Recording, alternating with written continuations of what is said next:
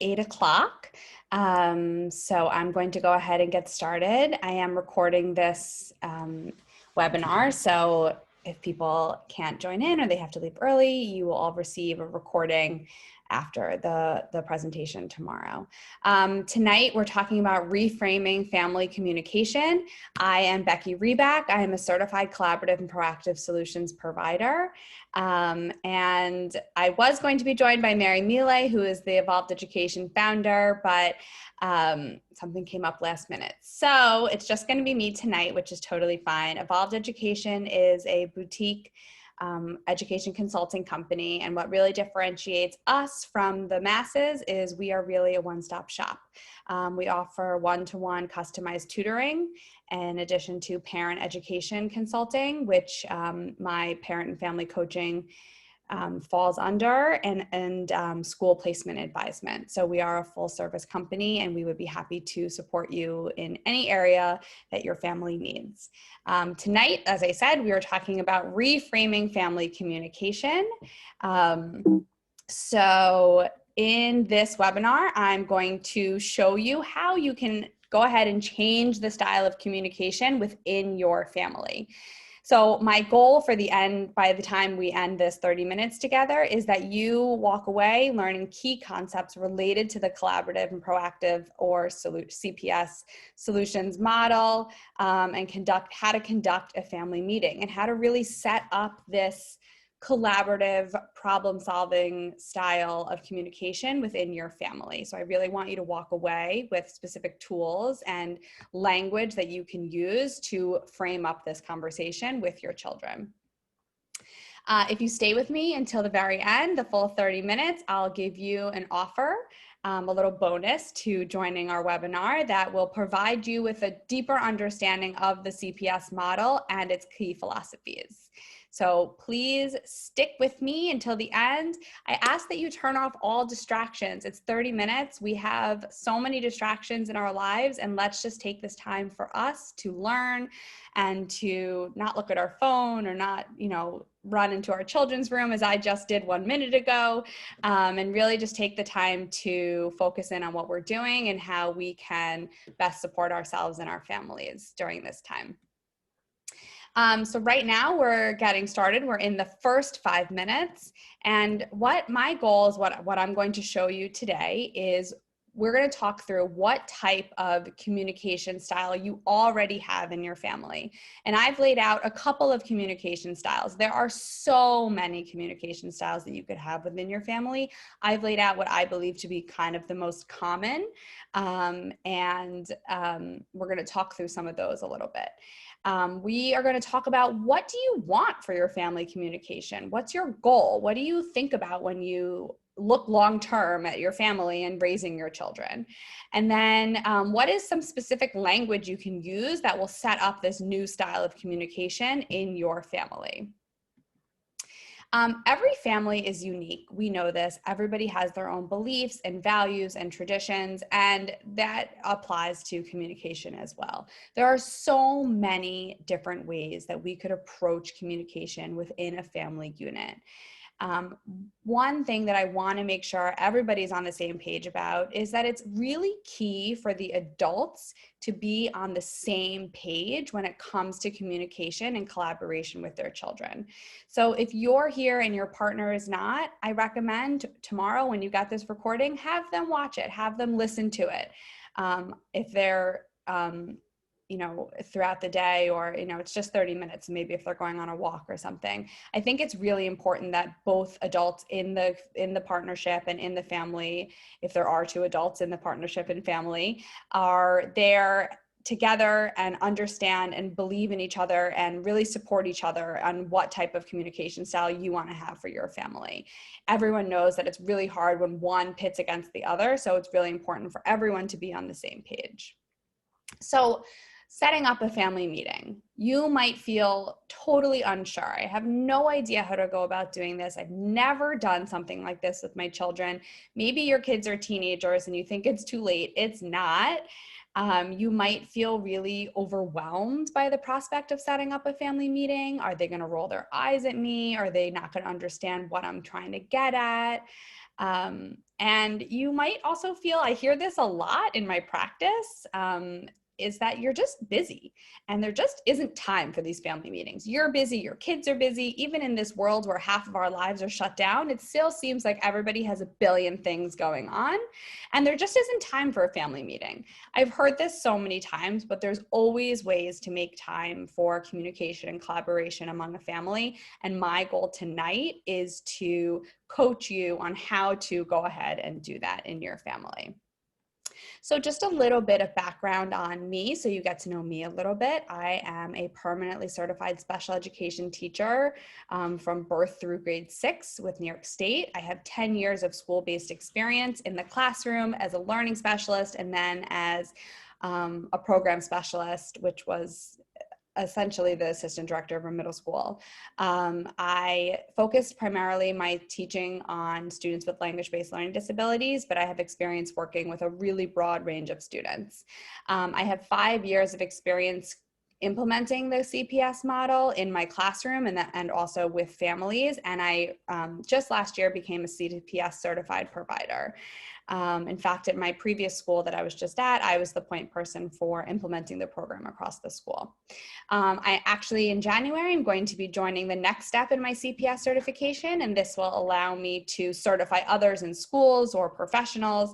So it's definitely a model that's near and dear to my heart, and it's something that I practice within my own life.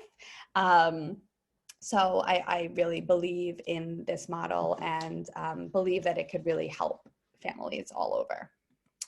I am a private learning specialist, so in addition to parent and family coaching, I do private tutoring, and I like to focus primarily on executive function support.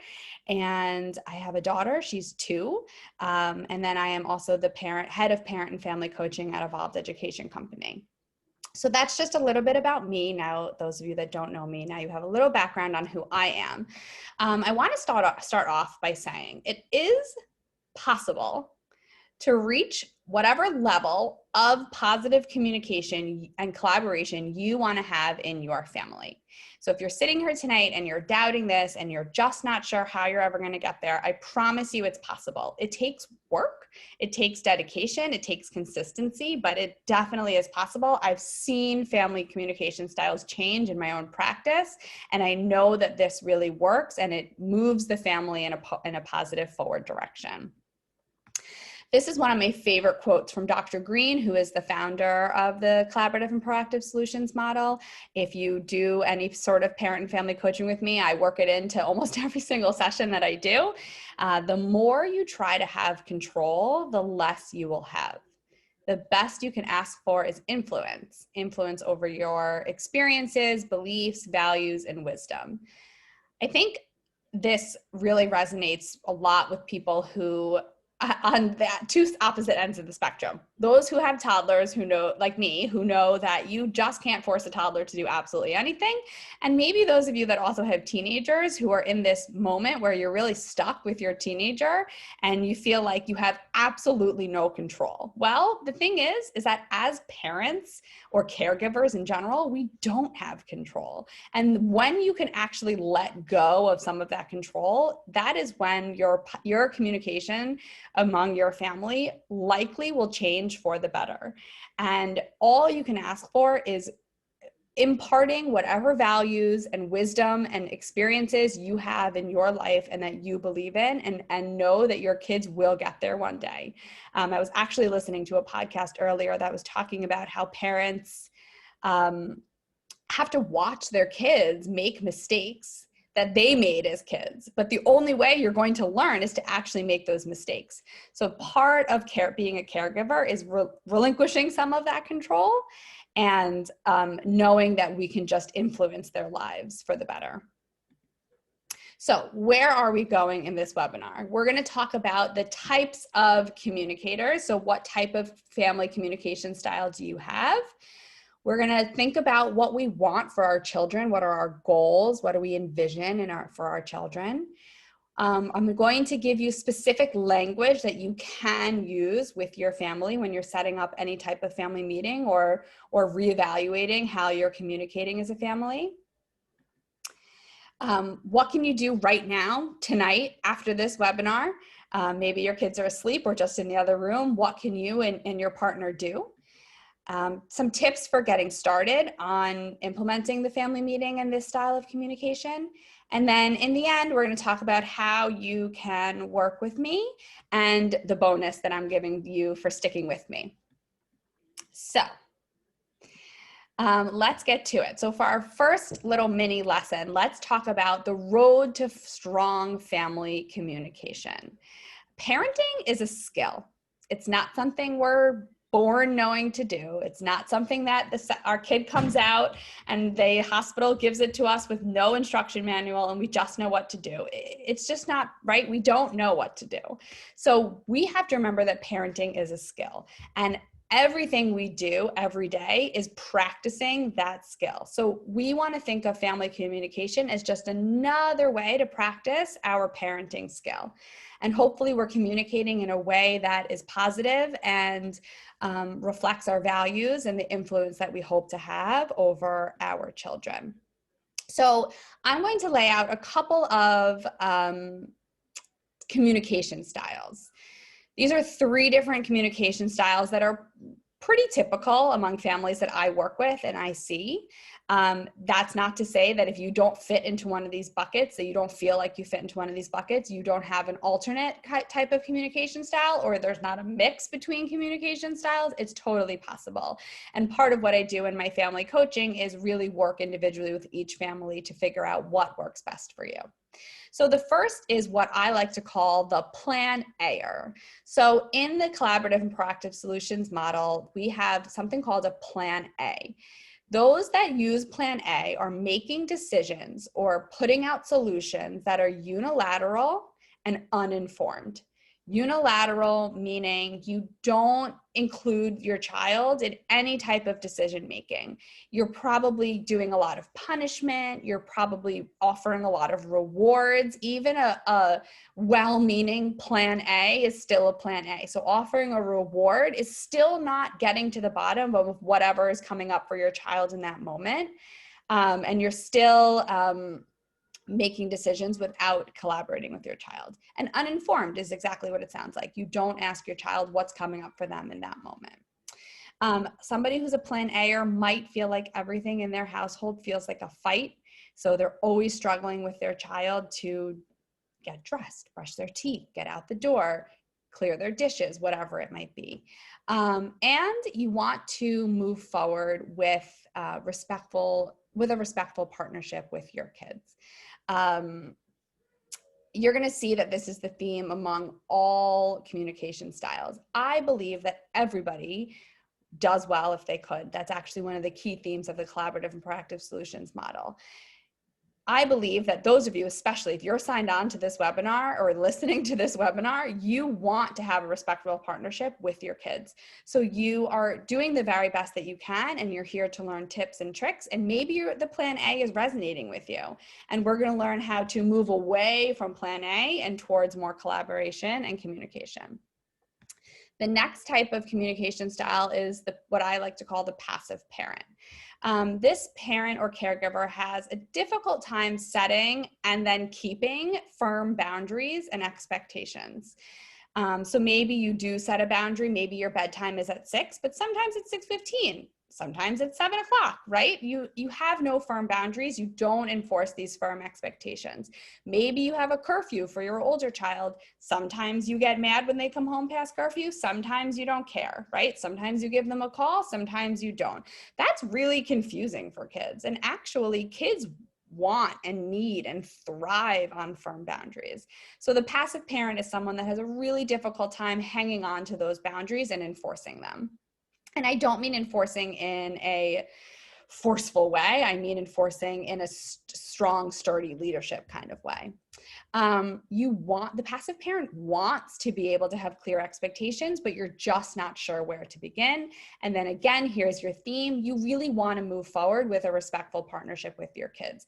Part of having a respectful partnership is setting and holding to clear and firm boundaries and expectations.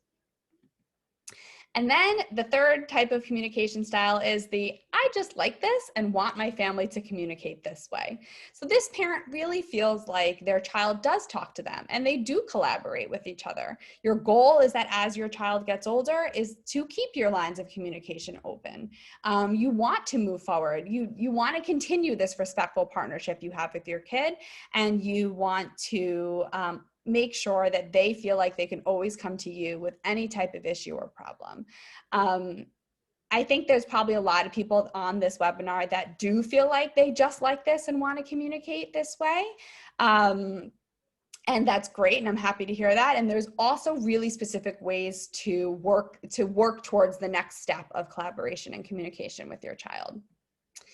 So something that's really important in the CPS model, and I think in parenting in general, is you have to, as the caregiver, it's really important to be honest and reflective with yourself about what type of communication has been established in your family thus far. If you've been a plan A'er, that's okay. Absolutely no judgment. It's really hard not to plan A. Even myself, who I literally preach this and coach this to other parents, I still do plan A sometimes too, right? You have to just be honest with yourself and recognize it and know that you want to grow and learn from it and move into a more collaborative space. The process only works if caregivers can be reflective and honest with themselves. So definitely take this time to really reflect on what type of communication style your family has. Lesson 2, what do you want for your child? Here we are thinking about when we imagine our child in the future in their own relationships, whether it be a partnership relationship, like somebody they love and decide to spend the rest of their life with, or a friendship, or a colleague relationship, right? A boss and an employee relationship. There's so many different kinds of relationships that we enter into in our lives. What do we want for our children? Do we want them to run away from problems and not know how to face issues that they're having? Or do we want them to be able to go to whoever they're having a problem with and say, here's what's coming up for me, and listen to the other person's perspective and try to communicate together on how they could improve or fix this problem? So after this, I recommend sit down with your partner, if you have a partner, and make your wish list. What type of communicator and problem solver do you want your child to be as they grow? And what we're doing tonight is going to lay the foundation for who your child can become. I think part of us all as parents are always wanting to do better than our parents did. Even if we had absolutely amazing parents and who you think did everything right, there's always something we could do differently. We've all entered situations with our kids that afterwards we've been like, that wasn't the best. I could do that differently, right? Even me, I do that all the time. You can ask any of my friends, I talk about it all the time, or my husband. So make your wish list. Think about who you want your child to become and how you want them to be able to communicate with the people that they enter into any type of relationship with in their lives. So another one of my favorite quotes from Dr. Green: good parenting is being responsive to the hand you've been dealt. I think that's just so important to remember. And guess what? If you have more than one child, you have to be responsive to each child's individual situation. So one expectation might work for your older child and might not work for your younger child, and that is okay. Fair is not equal. Everyone go onto Google and look after this webinar, because we have no distractions right now, and look up fair is not equal box picture, and you will see the perfect image of 3 kids standing on boxes and different levels, and knowing that everybody gets what they need. So even within a family, you have to be responsive to the hand you've been dealt with each particular child. Lesson 3, the good stuff. We're going to talk about specific language we can use to set up these type of positive communications. So if you've been a plan A'er, again, no judgment, that's okay. We've all been there. Even if you plan A, if you're not typically a plan A'er, but you did plan A something, right? You did solve a problem unilaterally and uninformed. First step, repair that. Go to your child, take ownership over them, apologize to them. And then we want to go to them and say something like this: You know, in our family, communication has been difficult. Oftentimes when we're in tricky situations, I, as the parent or caregiver, make the decisions and enforce them on you. I don't want to do that anymore. I want to enter into a partnership with you. I want to make sure that we can discuss the problems that are affecting your life together, right? This is how we're explaining how it's going to be different. So moving forward, we are going to set up times to speak about any unsolved problem that's coming up. Maybe I'm choosing an unsolved problem, maybe you're choosing an unsolved problem, but we're going to come up with a solution together to figure out how we're going to fix this particular issue. And then ask them about that. What do you think? What type of communication, what type of collaboration do you think is important? How do you think this is going to go, right? And this can be done with really young kids. I've done it with, just today, I actually coached a family that has a 5-year-old. I've done it with 4-year-olds, right? You can do this from the very beginning. Just going to them and saying to them, I want to move forward with a different style of communication will go a really, really long way. Even those that are, you feel like are too far gone, they're not, I promise. The passive parent, take ownership over that. Go to them and say, you know, I've had a difficult time holding to the expectations that I set for you. It's going to be different now, and it's going to feel kind of weird. Right? We're explaining to them how we're going to be it's going to be different. We're validating our feelings. I'm going to hold to that 6:15 bedtime every single night. I'm going to hold to your 10 p.m. curfew on Friday and Saturday night, and I'm going to expect you to be here, right? It's okay to hold firm boundaries. Like I said, kids need that and they thrive on that. And then collaborate with them.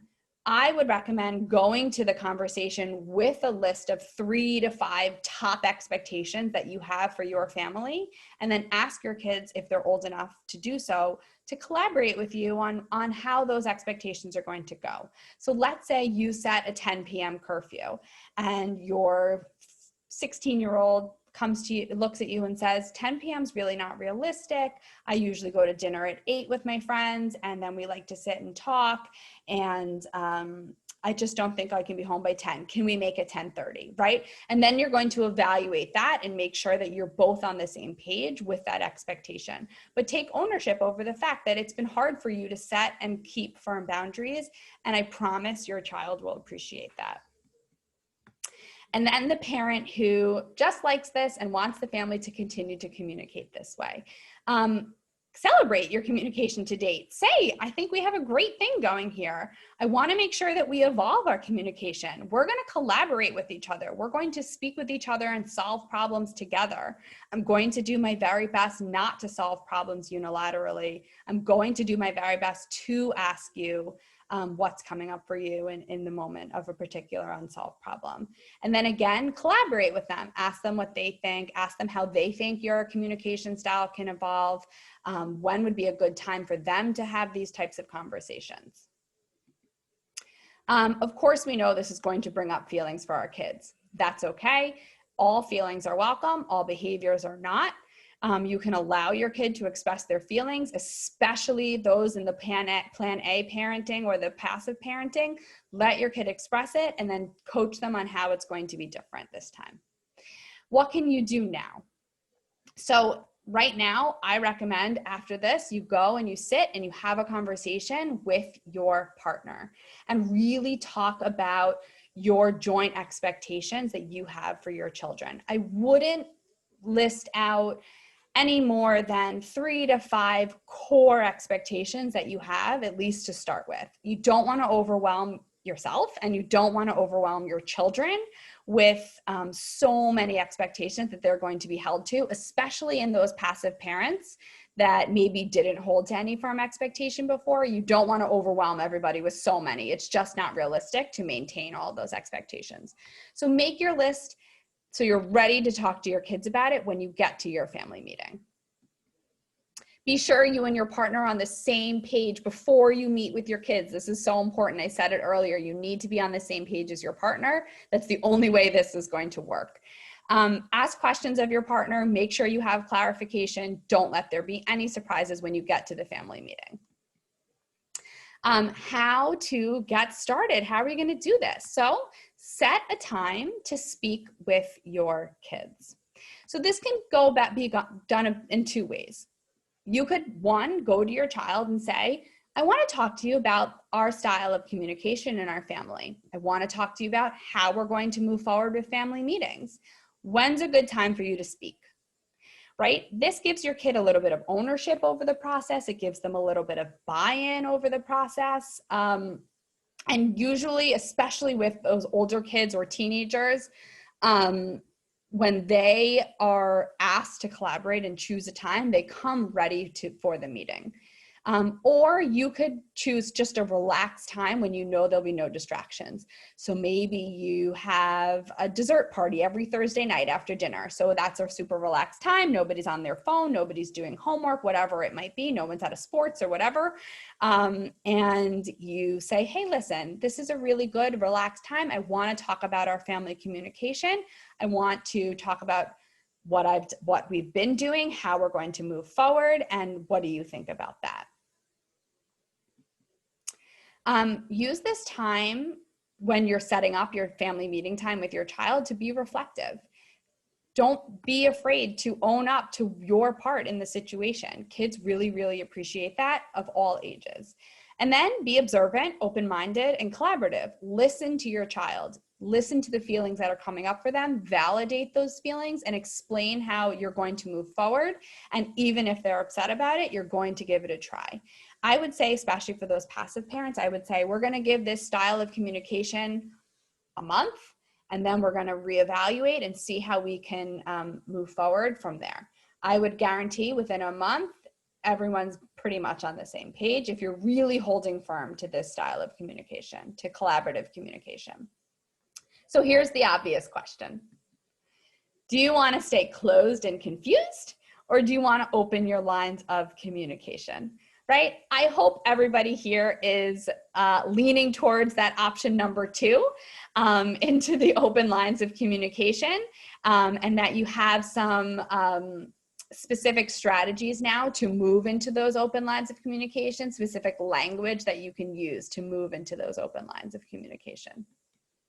So here's your bonus. Thank you for sticking with me until the end. I'm impressed that I actually have kept it within the 30 minutes. I like to talk a lot. So you're invited to gain an in-depth look into the collaborative and proactive solutions model. And what this in-depth look is going to give you is an opportunity to understand the philosophies behind the CPS model and the tools that we use to collaborate with your kids. So I'm offering up a course where this is actually usually a part of my family and parent and family coaching. And this is usually the first session where I give you a really in-depth look into the model, where you're going to learn the 6 key themes. You're going to find out what causes challenging behavior in children, and you're going to discover the tools and plans that we use to solve problems that are coming up for our kids. So you're really getting basically a coaching session on your own time. So there are going to be 4 modules in this course. The first is going to talk about what is collaborative and proactive solutions. I'll run through the 6 key themes. We're going to talk about, again, what causes challenging behavior in children, and then the tools and the plans. So this class will be open next Tuesday on December 15th. So I do hope you'll all sign up for it. You're going to get, in addition to the 4 modules explaining the background of the collaborative and proactive solutions model, you'll get downloadable resources about the CPS model, links to any type of walking tour where you also get a feel for how you could implement this in your family, and then a bonus list of CPS vocabulary and language to use with your children in almost any situation. So listen. I'm not special. I didn't make up this model. To be perfectly honest, this is just how people, I think, should communicate in the world.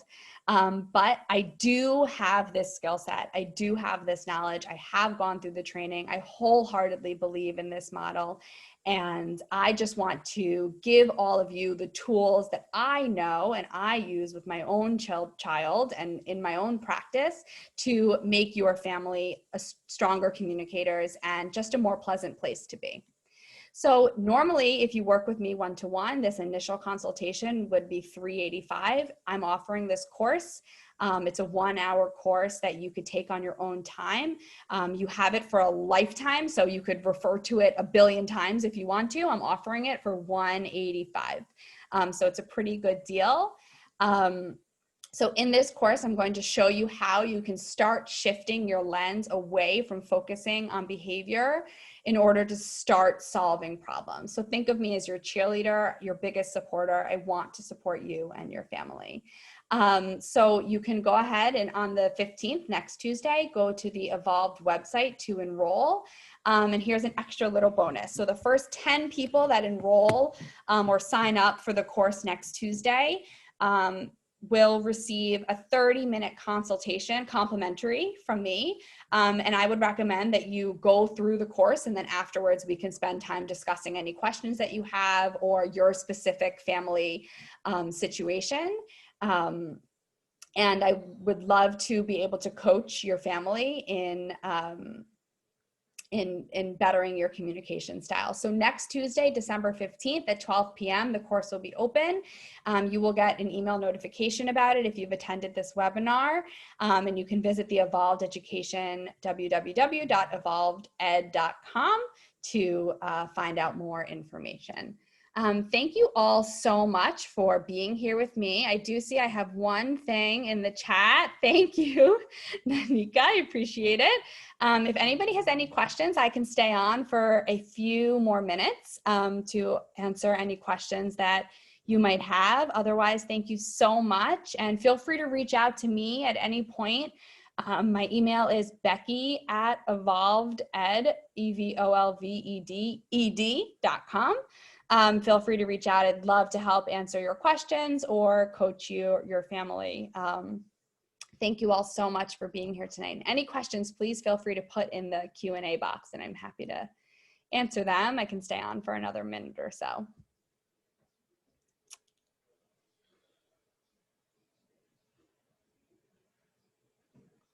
Well, here's a question. If my chat box will work.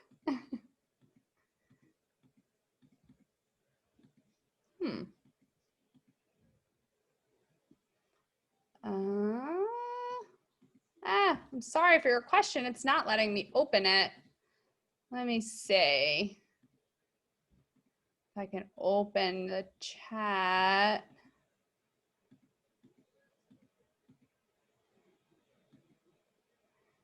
I don't know why it's not letting me get to your questions. Let me stop my share. Here we go.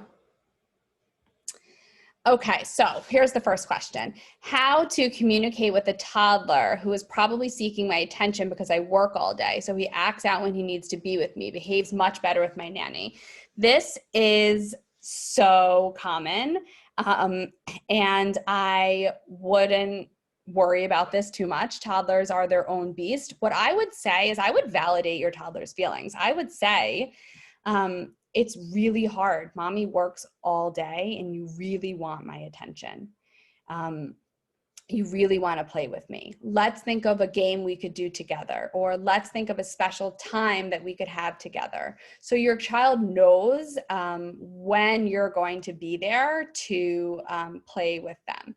And I would just, it's hard because they're not probably going to give you much back, but that's okay. Any type of validation for a toddler feeling is going to help them to understand that you're there and that you want to hear from them. So, and that you do recognize their feelings. So I would say it's really hard. Mommy's been working all day. I'm here to play with you now, but I won't let you, whatever it is that they are doing. I won't let you throw, I won't let you hit, I won't let you scream, but I will let you hug me and play with me, and let's find a special game to play together.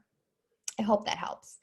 Are there blends of communication styles? Yes, there are 100% blends of communication styles. I think you could sometimes be a plan Aer and sometimes be a passive parent and sometimes really do well at communication. I think actually probably most of us are a blend of communication styles, and myself included. What do I think is a reasonable bedtime for high school? That's a really good question. I really think it depends on your child. If you know that your child needs a lot of sleep, which high schoolers do. But something that's interesting to note is, and this is scientifically proven, that as kids get into teenage years and their hormones change, they actually cannot go to sleep early. So I would say, and there's way more science behind that than what I just said, but I would say that a reasonable bedtime, I would say, would be between 9:30 and 10:30, because I think it should be enough time for them to do their homework, have a little bit of downtime, communicate with their friends, and be tired enough to actually go to sleep. And not be lying awake all night. So I would say between 9:30 and 10:30 would be a reasonable bedtime for a high school student, especially if they have to wake up at like 6 or 7 or 6:30 to get to school. Maybe not in Corona times, but normal times. Any other questions? Okay, thank you all so much for joining me. I really hope that you learned something and got something out of this presentation. Please feel free to reach out with any further questions. I'm happy to coach you in any way. I just want people to feel like they are positive communicators with their family. And I will hopefully speak with you all soon. Thank you. Bye.